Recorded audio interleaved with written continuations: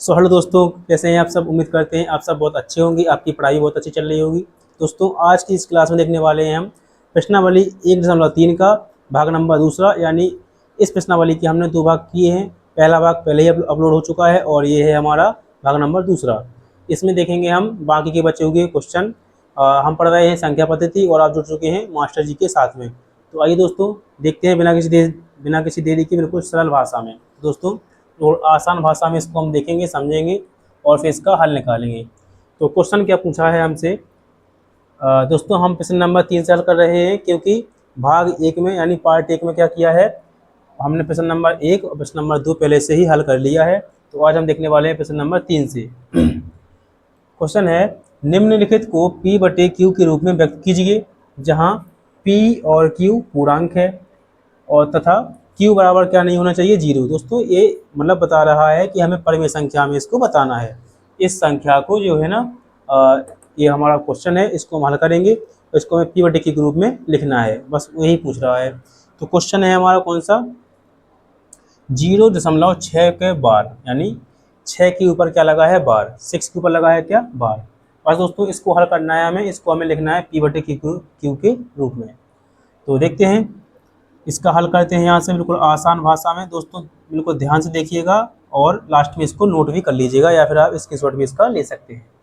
तो सवाल है हमारा 0.6 पे बार। दोस्तों, बार का मतलब होता है, हमने इसकी पहले वीडियो में बताया भी है, आप फिर से देख लीजिएगा। बार का मतलब होता है कि इसका मतलब है कि अगर इस पे से ऊपर हम बार हटा देना, इसके ऊपर से अगर हमने बार हटा दिया, तो हम इस 6 को जितने चाहे उतने बार लिख सकते हैं, जितना चाहे उतना बार इस 6 को लिख सकते हैं। इस बार का मतलब होता है यही। तो दोस्तों, अभी हम बार नहीं हटाते हैं, अभी जैसे कि लिखा था वैसे ही इसको रहने देते हैं। ये हमने इसके ऊपर बार लगा दिया। अब हम क्या कहेंगे, सबसे पहले हमें मानना पड़ेगा। क्या मानेंगे, हम यहाँ लिख देते हैं, माना x बराबर, हमने मान लिया, क्या माना हमने, माना x बराबर 0.6। अब दोस्तों, इसका हम अगर बार हटा देंगे तो इसको हम लिख सकते हैं और भी आगे 6 6 6 ऐसे डॉट डॉट डॉट डॉट ऐसे हम इसके आगे लिख सकते हैं। तो दोस्तों, ये हो गया हमारा क्या, समीकरण नंबर पहला। हमने क्या लिख लिया यहाँ पर, ये हो गया हमारा समीकरण नंबर पहला। ये हमारा समीकरण नंबर पहला हो चुका है। अब दोस्तों, इसको आगे हल करना है। यहाँ देखिए दोस्तों ध्यान से, यहाँ ओनली 6 लिखा है, यानी एक ही अंक के ऊपर बार है। अगर यहाँ पर एक ही अंक के ऊपर बार है दोस्तों, तो हम क्या लिखेंगे यहाँ कि समीकरण 1 में 10 से गुणा करने पर। दोस्तों देखिए, हमने यहाँ 10 से गुणा क्यों किया, हमने यहाँ 10 से गुणा इसलिए किया क्योंकि यहाँ पर एक संख्या है। मान लीजिए बार के नीचे 2 संख्याएं होती या 3 संख्याएं होती, कोई भी संख्या होती, तो यहाँ क्या करते हम, अगर 2 संख्याएं होती तो गुणा करते हम 100 से, 3 संख्याएं होती तो गुणा करते हम 1000 से। फिलहाल में यहाँ पर ओनली एक ही संख्या है, वो है 6। तो यहाँ कर रहे हैं गुणा हम किससे, ओनली 10 से गुणा कर रहे हैं। तो जब हम समीकरण पहले में गुणा करेंगे 10 से, तो इसका आंसर क्या आएगा। चलिए दोस्तों, पहले गुणा कर लेते हैं। मान लीजिए हमने गुणा किया सबसे पहले x में, तो यहाँ भी ओनली एक x है, और गुणा कर देंगे हम 10 से, तो कितना हो जाएगा यहाँ पर 10x। यहाँ हो जाएगा हमारा 10x बराबर वैसे का वैसा लगा दिया। अब दोस्तों, गुणा करेंगे हम इस संख्या में 0.666, हम इसमें गुणा करेंगे किससे, 10 से। तो गुणा करने पर क्या आएगा आंसर, जो ये दशमलव है हमारा, ये एक अंक के आगे आ जाएगा, एक अंक के आगे आ जाएगा, क्योंकि गुणा कर रहे हैं किससे हम, 10 से। मान लीजिए गुणा करते हैं अगर हम 100 से, तो 0.2 अंक के आगे आ जाता। अगर गुणा करते हैं हम 3 से, गुणा करते हैं अगर हम 1000 से, तो जो है दशमलव हमारे 3 अंक के आगे आ जाता। फिलहाल में हम गुणा कर रहे हैं किससे, ओनली 10 से। गुणा ओनली 10 से कर रहे हैं, तो हमारा जो दशमलव है ना, वो एक अंक के आगे आ जाएगा। अब जैसे कि दोस्तों, दशमलव हमारा एक अंक के आगे आ चुका है, तो अब इस 0 का कोई काम नहीं है, तो हम इसको नहीं लिखेंगे, इसको हम नहीं लिखेंगे। तो यहाँ क्या लिखेंगे हम इसके बराबर में, 6.666। मान लीजिए हमने ये को 6 बढ़ा दिया है यहाँ पर, क्योंकि दशमलव के बाद जितने 6 हैं उतने ही 6 होने चाहिए। तो देखिए, यहाँ पर दशमलव के बाद 4 बार 6 लिखे हैं, तो यहाँ पर भी हमने 4 बार 6 लिख लिया, और ये हो गया हमारा समीकरण नंबर दूसरा। दोस्तों, इसको हटा देते हैं, ये हमारा समीकरण नंबर दूसरा बन चुका है।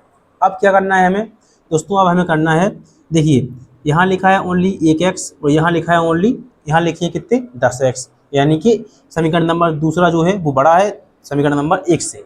तो क्या करेंगे हम, समीकरण नंबर 2 में से समीकरण नंबर 1 को हमें घटाना पड़ेगा। तो हम क्या लिखेंगे यहाँ पर, समीकरण 2 से समीकरण 1 को घटाने पर, समीकरण 1 को घटाने पर, यानी अब हमें घटाना है। तो दोस्तों बारहमेश बड़ी संख्या में से छोटी संख्या घटाई जाती है और बड़ी संख्या ऊपर लिखी जाती है, छोटी संख्या नीचे लिखी जाती है। तो वैसे हम यहाँ पर लिख लेंगे। चलिए दोस्तों लिख लेते हैं यहाँ पर 10x बराबर 6.6666, ये हमारा समीकरण नंबर दूसरा था। और इसके बाद इसका छोटा समीकरण कौन सा है, समीकरण नंबर पहला। तो अब इसके लिख लेते हैं x बराबर 0.6666।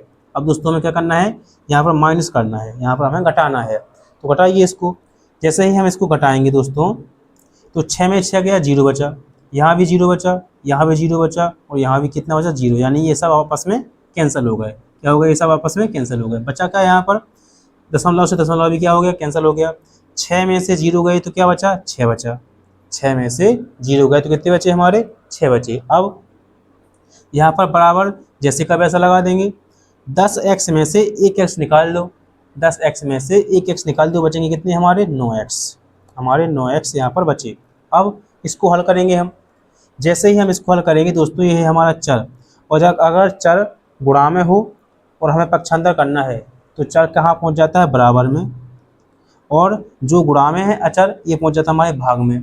तो हम लिखेंगे कितना, ये कहाँ जाएगा हमारा, ये हमारा नीचे जाएगा, नीचे, यानी कि 6 लिख लेंगे हम ऊपर वैसे के वैसा, और इतने 9 पहुँच जाएगा हमारा नीचे, यानी ये हो गया हमारा x बराबर 6/9। अब इसको दोस्तों अगर ये कट रहा है किसी भी संख्या से तो काट देंगे, और नहीं कट रहा है तो नहीं काटेंगे। दोस्तों यहाँ पर ये कट रहा है, किससे कट रहा है, 3 से। 3 दूनी 6 और 3 तिरके 9। तो हमारा आंसर क्या होने वाला है, x बराबर 2/3। ये हमारा आंसर हो चुका।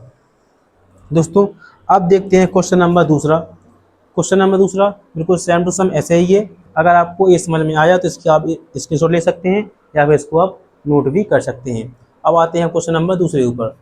तो यहाँ लिख रहे हैं हम क्वेश्चन नंबर दूसरा, और यहाँ पर हम हल करेंगे। इस साइड हम क्या करेंगे, इसका हल। तो क्वेश्चन नंबर दूसरा है हमारा 0.74 और ओनली 7 के ऊपर बार है, 4 के ऊपर बार नहीं है, ओनली 7 के ऊपर बार है। तो इसको हल कैसे करेंगे दोस्तों, इसको देख लीजिएगा, बिल्कुल ध्यान से देखिएगा दोस्तों।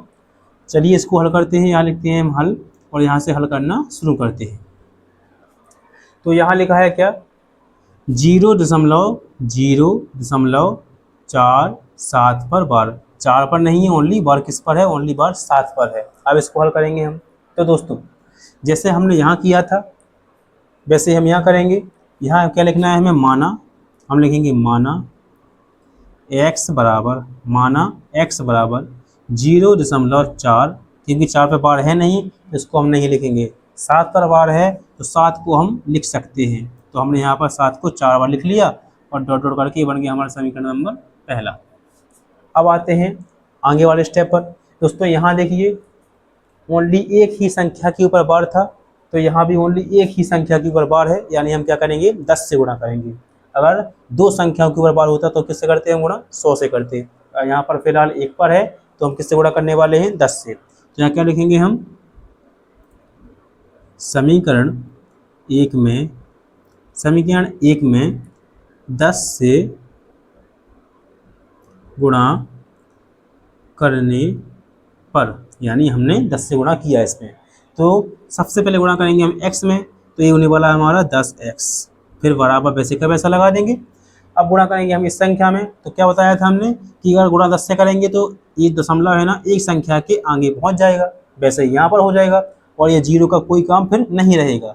तो क्या लिखेंगे हम यहाँ पर, 4.7777। अब दोस्तों यहाँ देखिए आप, दशमलव के बाद 5 अंक हैं, तो हमें यहाँ पर कितने अंक चाहिए होंगे, हमें यहाँ पर भी 5 अंक ही चाहिए होंगे दशमलव के बाद। तो यहाँ पर एक बार और हम 7 लिख लेंगे और ये हो गया हमारा समीकरण नंबर दूसरा। अब वैसे ही करना है, हमें क्या करना है, समीकरण 2 से समीकरण 1 को क्या करना है, घटाना है, घटाने पर समीकरण 2 में से समीकरण 1 को घटाने पर। अब समीकरण 2 सबसे पहले लिखेंगे हम यहाँ पर 10x बराबर 4.777777 और ये हमारा समीकरण नंबर दूसरा है। अब ऐसे ही यहाँ लिखेंगे हम समीकरण पहला, तो यहाँ लिखेंगे हम x बराबर 0.477777, ये हमने यहाँ पर लिख लिया। अब इसको हम हल करते हैं यानी घटाएंगे, तो यहाँ पर हम माइनस करने वाले हैं हम दोस्तों। 60 से 7 कैंसिल यानी 0 बचेगा, 60 से 7 कैंसिल, 60 से 7 कैंसिल, इस 7 से भी इस वाले 7 कैंसिल हो चुके हैं। अब बचा क्या हमारा, 7 में से 4 गए, 7 में से 4 को निकालें, कितने बचेंगे हमारे 3। तो यहाँ दशमलव लगा है तो यहाँ क्या आ जाएगा हमारा दशमलव आ जाएगा, और 4 में से 0 गया तो कितना बचेगा हमारा 4 ही बचेगा। बराबर वैसे का वैसा लगा लेंगे, 10x में से 1x निकाल दो, कितना बचेगा हमारा 9x बचने वाला है। अभी ये हल नहीं हुआ है, इसको और हल करेंगे हम।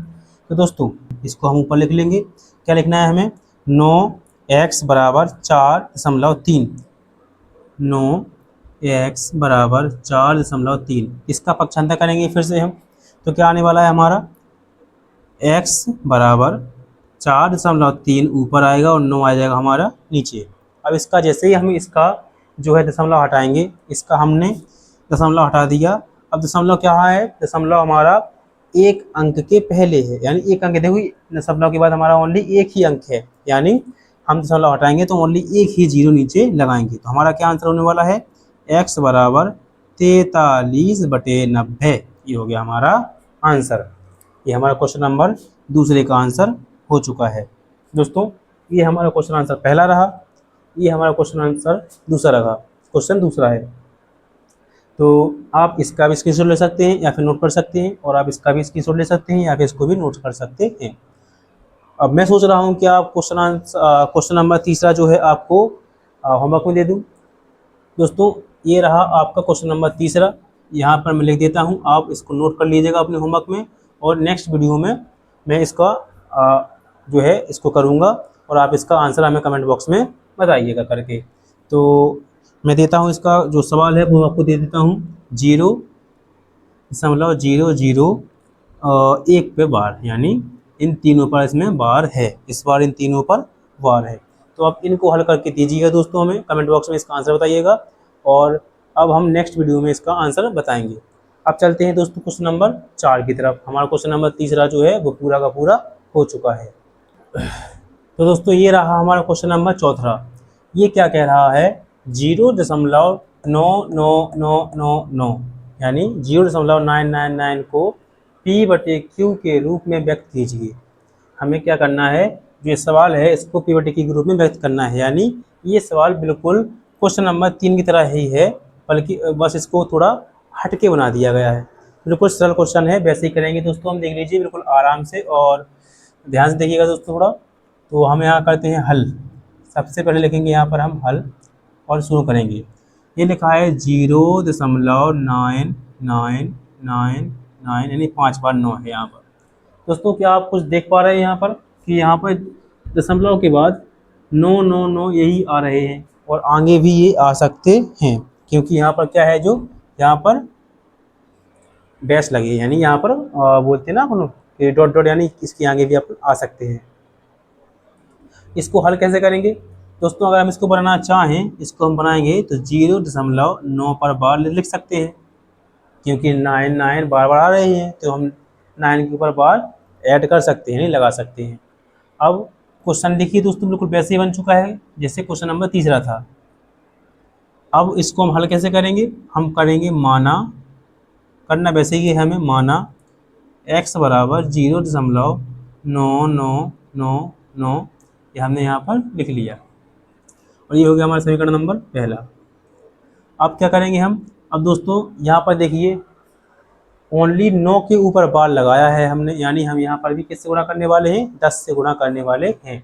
तो यहाँ पर भी क्या लिखेंगे हम, समीकरण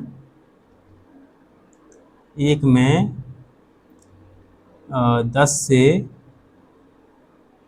गुणा करने पर, लीजिए दोस्तों गुणा करेंगे अगर 10 से हम, तो ये एक एक्स है, कितना हो जाएगा ये हमारा 10x हो जाएगा, बराबर वैसे का वैसा लगा लेंगे यहाँ पर हम।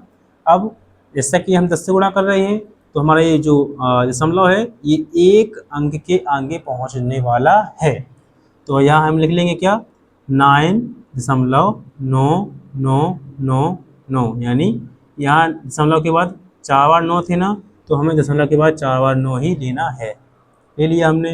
ये हो चुका है हमारा समीकरण नंबर दूसरा। अब दोस्तों देखते हैं वैसे ही करना है, यानी क्या करेंगे इसमें हम समीकरण 2 में से समीकरण 1 को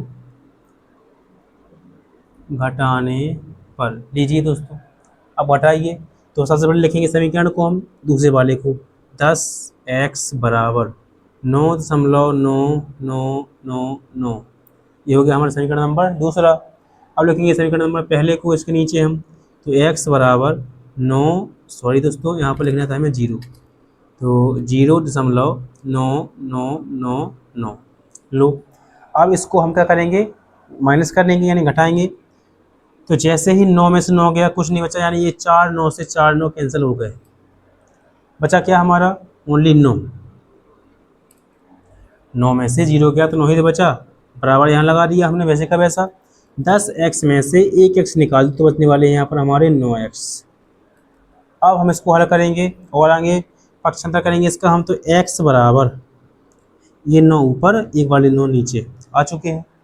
अब इसको कट रहे हैं ना, हाँ 9 एकम 9 9 एकम 9, यानी हमारा 1/1 हम चाहें तो क्या लिख सकते हैं x बराबर ओनली 1, ये क्या आ गया हमारा, ये आ गया हमारा इस क्वेश्चन का आंसर। इसका आंसर कितना होने वाला है ओनली 1, इसका आंसर होने वाला है। तो दोस्तों ये हो गया हमारा क्वेश्चन नंबर 14।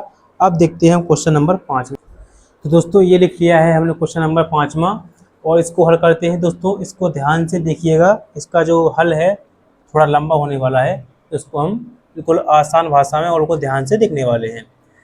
ये है क्वेश्चन कह रहा है 1/17 के दशमलव प्रसार में अंकों के पुनरावृत्ति खंड में अंकों की अधिकतम संख्या क्या हो सकती है, यानी अगर हम 17 का भाग 1 में देंगे और इसका दशमलव प्रसार लिखेंगे तो कब तक भाग देते जाएंगे हम, जब तक कि ये एक दोबारा से शेषफल में ना आ जाए, ये हमसे पूछ रहा है। यानी कितने अंकों तक हम भाग देंगे कि जिससे ये एक जो है हमारा फिर से कहाँ आ जाए, शेषफल में आ जाए। तो चलिए दोस्तों देखते हैं कहाँ से आता है। सबसे पहले लिखेंगे हम यहाँ पर हल और 1/17, यानी हमें 17 का भाग क्या करना है 1 में देना है। शुरू करते हैं, 17 का भाग 1 में देते हैं। अब जैसे कि 17 यहाँ से छोटा है, अभी तो 1 17 से छोटा है, तो क्या करेंगे हम पहले 1 को बड़ा करना पड़ेगा हमें, तो 0.0, यानी यहाँ पर अगर 10 करेंगे हम तो अभी छोटा है तो 1 और 0 ले लेंगे, इसलिए हमने यहाँ पर पहले से 2 0 ले लिए। अब हल करते हैं, तो कितने बार जाएगा, पहले जाएगा 5 बार में, तो आने वाले हैं 85, बचेंगे यहाँ पर 15। अब भाग फिर से नहीं जाएगा तो फिर से लेंगे हम 0, फिर से हमने क्या ले लिया यहाँ पर 0 ले लिया। अब कितने बार में जाएगा, तो यहाँ से जाने वाला है 8 बार में, आने वाला है कितना 136। अब फिर से भाग दे वो घटाएंगे तो बचने वाले हैं 14। कितने बचने वाले हैं यहाँ पर हमारे 14 बचने वाले हैं। अब फिर से देखते हैं दोस्तों 0 लेंगे, 8 बार में जाएगा, यहाँ पर आने वाले हैं 136। फिर से माइनस करेंगे, कितने बचेंगे यहाँ पर 4 बचेंगे। फिर से यहाँ पर क्या करेंगे हम एक 0 ले लेंगे। अब दोस्तों 2 बार में जाएगा 6 बचेंगे, फिर से यहाँ पर हमने एक बार 0 ले लिया। 3 बार में जाएगा 51 आएंगे, 9 बचेंगे, फिर से हमने 0 ले लिया। 5 बार में जाएगा 85 आएंगे, फिर से यहाँ पर 5 बचेंगे, यहाँ पर हमने 0 ले लिया। अब फिर से 50 बचे यहाँ पर, तो कितने बार में जाएगा 2 बार में जाएगा। कितने बचेंगे यहाँ पर आने वाले 34 बचेंगे, यहाँ पर कितने 16 बचेंगे। अब यहाँ पर लिखते हैं 16, हम फिर से भाग देने वाले हैं, तो 0 ले लिया हमने एक बार यहाँ पर। अब जाने वाला है 9 बार में 153, माइनस करेंगे कितने बचने वाले हैं 7, फिर से 0 लेंगे हम एक बार, 4 बार में जाएगा, यहाँ पर आने वाले हैं 68, 2 बचे, फिर 0 लिया हमने एक बार में 17, 3 बचे, फिर 0 लिया हमने एक बार में 17, 13 बचे, फिर से हमने यहाँ पर 0 लिया। अब कितने बार में जाने वाला है दोस्तों, यहाँ पर अब कितने बार में भाग जाने वाला है, तो 7 बार में जाने वाला है। कितने बार में जाने वाला है, 7 बार में। कितने आएंगे 119 आने वाले हैं। बचेंगे कितने, यहाँ पर 11 बचेंगे। फिर से हमने यहाँ पर 0 ले लिया। अब कितनी बार में जाएगा दोस्तों, अब कितनी बार में जाने वाला है, यहाँ पर 6 बार में होने वाला है 102। बचेंगे कितने, शेष पर बचने वाले हैं यहाँ पर हमारे कितने 8। फिर से हमने 0 ले लिया यहाँ पर, 8 के बाद हमने फिर से यहाँ पर क्या ले लिया 0। यहाँ पर 4 बार में 68 होने वाले हैं। कितने बचेंगे 12। फिर से हमने यहाँ पर 0 ले लिया और यहाँ पर आ गया 7 बार में 119। अब कितना बचेगा हमारा 1। जैसे कि दोस्तों 1, यहाँ से हमने 1 से ही शुरू किया था तो यहाँ पर हमारा 1 ही बचा है। अब हमें ये बताना है कि हमने कितने अंकों बाद 1 आया। तो गिनते हैं 1 2 3 4 5 6 7 8 9 10 11 12 13 14 15 16 दशमलव के बाद के अंक हमें गिनने थे। तो यहाँ पर कितने अंकों बाद आया है 16। अब दोस्तों अगर हमें फिर से यहाँ पर भाग देंगे तो क्या होने वाला है, फिर से यहाँ पर वही की पूरी भाग देना पड़ेगा हमें और वही की वही संख्या क्या होंगी, रिपीट होंगी। तो हम क्या करेंगे, इसके ऊपर बार लगा देंगे कुछ ऐसे। हमने इसके ऊपर बार लगा दिया, यानी ये सारी की सारी संख्याएं रिपीट होने वाली हैं। तो हमें लिखना क्या था, इसका आंसर हमें लिखना था 1/17 के दशमलव प्रसार के अंकों के पुनरावृत्ति खंड में अंकों की अधिकतम संख्या क्या हो सकती है। तो इसका आंसर क्या होने वाला है 16 अधिकतम संख्या हो सकती है। लीजिए दोस्तों, ये हो गया हमारा इसका आंसर। दोस्तों चलिए चलते हैं क्वेश्चन नंबर 6 की ओर। क्वेश्चन नंबर 5 पूरा हो चुका है, आप इसका स्क्रीनशॉट या फिर इसको नोट कर सकते हैं। आइए अब चलते हैं क्वेश्चन नंबर 6 की तरफ। तो दोस्तों ये है हमारा क्वेश्चन नंबर 6। हमें क्या बताना है इसमें, ऐसी तीन संख्याएं लिखिए जिनके दशमलव प्रसार अनवसानी अनावर्ती हों। ऐसी 3 संख्याएं बतानी है जिनके दशमलव प्रसार अनवसानी अनावर्ती हो, यानी कि अशांत अनावर्ती, यानी कोई भी संख्या दोबारा से रिपीट ना हो, उसी क्रम में दोबारा से रिपीट नहीं होनी चाहिए। यानी कि जिस क्रम में संख्या आती है उस क्रम में दोबारा से रिपीट नहीं होनी चाहिए। ज़्यादा कम ऐसी ही संख्याएं हो सकती हैं। तो आइए देखते हैं, हमें अपने मन से ही लेनी है। आप भी कोई संख्या ले सकते हैं, यहाँ पर हमने अपनी कोई संख्या लेके आपको बताते हैं। तो दोस्तों देखते हैं, पहली संख्या जो देखते हैं हम कोई भी लिख लेंगे। हमें क्या लिखना है, दशमलव प्रसार भी लिखना है। दशमलव प्रसार यानी हमें क्या करना पड़ेगा, हमें 0 दशमलव लगाना पड़ेगा। अब लिख लेते हैं कोई भी संख्या, तो 0.01। अब देखो यहाँ पर एक बार 0 है, यहाँ हमने 2 बार 0 ले लिया, फिर से 1 लिख दिया। यहाँ 2 बार 0 है, यहाँ हमने 3 बार 0 ले लिया, फिर से 1 लिख दिया। आप ऐसे भी आगे कर सकते हैं। दूसरे के लिए सेम टू सेम आप कर सकते हैं। कैसे, 0 दशमलव तो लिखना ही है। मान लीजिए हमने यहाँ 0 ले लिया, यहाँ 2 ले लिया। अब यहाँ पर 0 ले लिया, यहाँ पर 2 बार 2 ले लिया, फिर यहाँ 0 ले लिया, यहाँ पर 3 बार 2 ले लिया। आप ऐसे कर सकते हैं। एक और देखते हैं लास्ट में 0 दशमलव, यहाँ पर हम कुछ भी लिख सकते हैं। 1 लिख दिया, 2 लिख दिया, 1 1 2, 1 1 1 2, आप ऐसे कर सकते हैं। तो ये हमने अपने मन से ली, आप भी अपने मन से यही संख्याएं ले सकते हैं और पेपर में लिख सकते हैं। आपका ये प्रश्न बिल्कुल भी गलत नहीं होने वाला है। तो दोस्तों ये हो गया हमारा क्वेश्चन नंबर 6। अब आते हैं हमारे क्वेश्चन नंबर 7 की ओर। तो दोस्तों ये है हमारा क्वेश्चन नंबर 7वां। आइए इसको हल करते हैं बिल्कुल आसान और सरल भाषा में, बिल्कुल समझाते हुए आपको। तो प्रश्न क्रमांक 7 कह रहा है, परिमेय संख्याओं, जी हमारी परिमेय संख्या दी है 2, 5/7 और 9/11 के बीच की 3 अलग अलग, 3 वो भी अलग अलग, और यहाँ पर हमें अपरिमेय संख्या निकाल ली है। कौन सी निकाल ली है, अपरिमेय संख्याएं निकाल ली है। तो आइए दोस्तों इसको भी हल कर लेते हैं। 5/7 दिया हुआ है हमें और 9/11 दिया हुआ है। सबसे पहले लिखते हैं हम 5/7 को, यानी हमें भाग देना है 7 का भाग 5 में, 11 का भाग 9 में। तो 7 का भाग 5 में देते हैं, नहीं जाएगा, 0 यहाँ पर 0 कितनी बार में गया, 7 बार में गया, यहाँ आ गया 49। फिर से देते हैं एक बार, एक बचा यहाँ पर, 0 ले लिया हमने, 7 एकम 7, कितना बचा, 3 बचा, 3 बचा यहाँ पर। अब दोस्तों इसके आगे हम भाग नहीं देंगे, ओनली इसको हम यहीं तक छोड़ देंगे। इस पे आते हैं दोस्तों, इसमें क्या हुआ है, 11 का भाग हम 9 में देंगे, भाग नहीं जा रहा, 0 ले लिया, यहाँ पर हमने 0 लगा दिया। अब कितनी बार में जाएगा भाग, 8 बार में जाएगा, और यहाँ आने वाले हैं हमारे 88, यहाँ कितने बचेंगे हमारे 2। फिर से 0 ले लिया हमने, यहाँ आ गया हमारा 1, और यहाँ हो गया हमारे कितने 11 है, कितने बचे यहाँ पर 9, बस ये तो हमारा डिवाइड हो ही गया, फिर से 9 आ गया, तो फिर से वही आने वाली संख्या है।